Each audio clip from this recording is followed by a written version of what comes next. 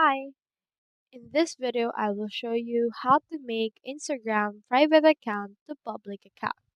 So if you have an Instagram private account and you want to make it public right now, what you can do is you can head over first to the application, and then once you're in there, head over and click on the profile icon on the bottom.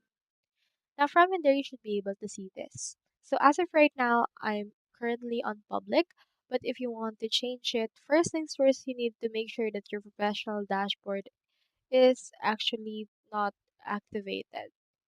First things first, I'll just turn it off right now. You can head over to your settings and activity in order to turn it off.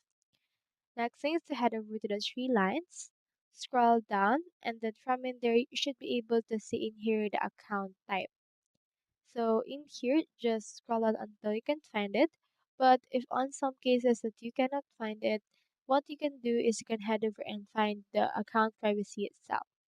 If you're currently on the private account and if it's turned on, what you can do is you can just click onto the switch toggle right here in order to switch to a public account. Once you're currently a public account, you will no longer have a lock icon just beside your username right here. So that's how you make Instagram private account to public account. Hope we helped.